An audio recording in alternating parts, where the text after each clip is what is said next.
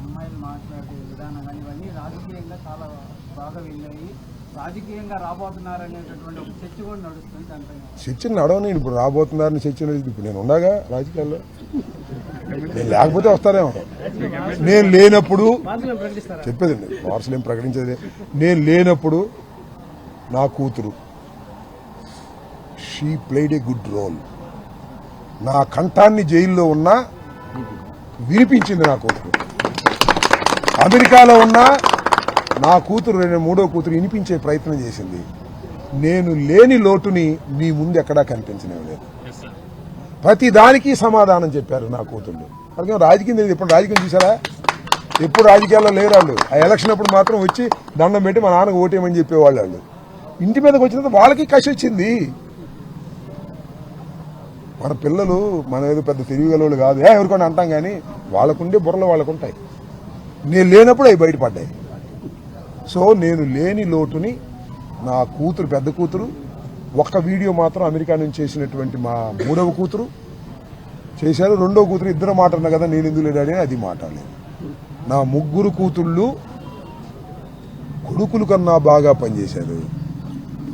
కొడుకులైనా కూతుళ్ళైనా ఎవరైనా ఒకటే అని అంబటి రాంబాబు కూతుళ్ళు నిరూపించారు. నేను ఎప్పుడు బాధపడలా నా కొడుకు లేరని. బాధపడేవాడిని కాదు, నేను సైంటిఫిక్గా ఆలోచించే శక్తి కలిగిన వాడిని. నేను ఎప్పుడు బాధపడలా, నా కొడుకు లేరని బాధపడలా, సర్దుకున్నా.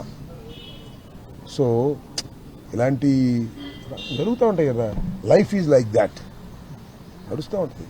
మీపై జరిగిన దాడిని ఖైదీలు కూడా అయ్యో పాపం అన్నారా? ఎవరు ఖైదీలు రాజమండ్రిలో వాళ్ళ బాధ వాళ్ళు పడుతున్నారు.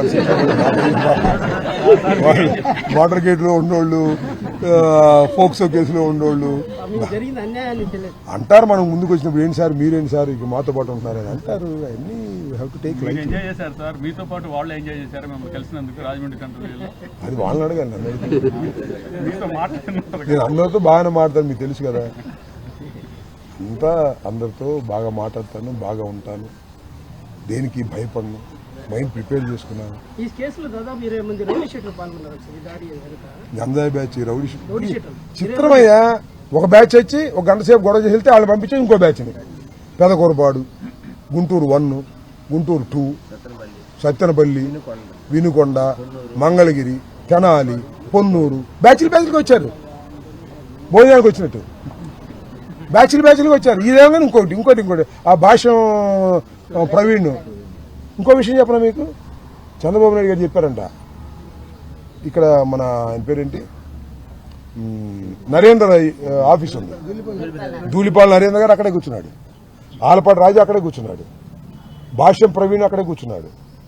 కూర్చుని మానిటరింగ్, పోలీసులు మీరేం మాట్లాడమని కొట్టలేండి అని చెప్పడానికి వస్తారు. ఏమంటే లోకేష్ మాట్లాడతాడు అక్కడ. ఇంత ఘోరం అంటే, ఎంత కక్ష ఉంటే మాత్రం ఇంత ఘోరమా, ఇంత అన్యాయమా? ఈ అన్యాయానికి మూల్యం చెల్లించరా మీరు? ఎక్కడ పోతారు? ఎక్కడికి పోరు. Time will come again. మళ్ళా తిరిగి 12 గంటల నుంచి మళ్ళా తిరిగి 12 గంటలకు వస్తాయి. ఎక్కడ పోద్ది? అయ్యో అయిపోయింది, 12 దాటిపోయింది అనుకుంటే కుదరదు. మళ్ళీ 12కి వస్తాయి, మళ్ళీ మామూలు వస్తుంది.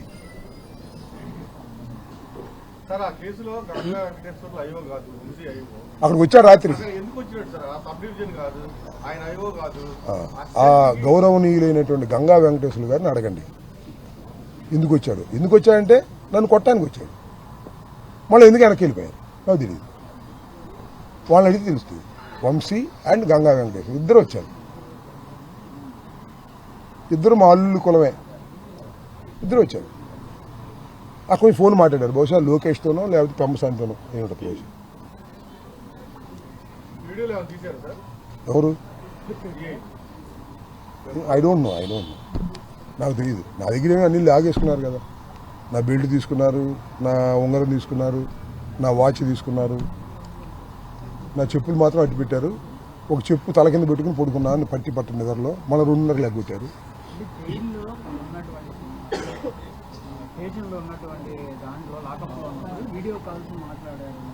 నేనా మాట్లాడవచ్చు. I don't care. ఇంకా నేను స్నానం చేసేటప్పుడు వీడియో కాల్. వాళ్ళు ఎవరైనా కోరుకున్నారేమో, చూపించారేమో మనకి. సో దానిలో కూడా చాలా మంచి కానిస్టేబుల్స్ ఉన్నారు, వాళ్ళ పేర్లు చెబితే వాళ్ళు సస్పెండ్ అవుతారు.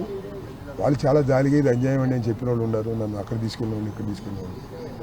ఎవరికైనా మానవత్వం అనేది ఒకటి ఉంది కదా. నేనేమో దుర్మార్గుని, ఏమన్నా మటలు చేశానా, ఏమన్నా కుట్టానా, ఏమన్నా తట్టానా? నేను ఇప్పుడే నా హిస్టరీలో ఉందా? ఎవరి మీద తప్పుడు కేసులు పెట్టించానా? సత్తిపల్లి మీరు నాళ్ళు చూశారు కదా. ఏదైనా కరప్షన్ చేశానా, స్కాములు చేశానా? పెడతారు, ఇప్పుడు అన్నీ పెడతారు, ఎక్కడ తీసుకొచ్చి పెడతారు.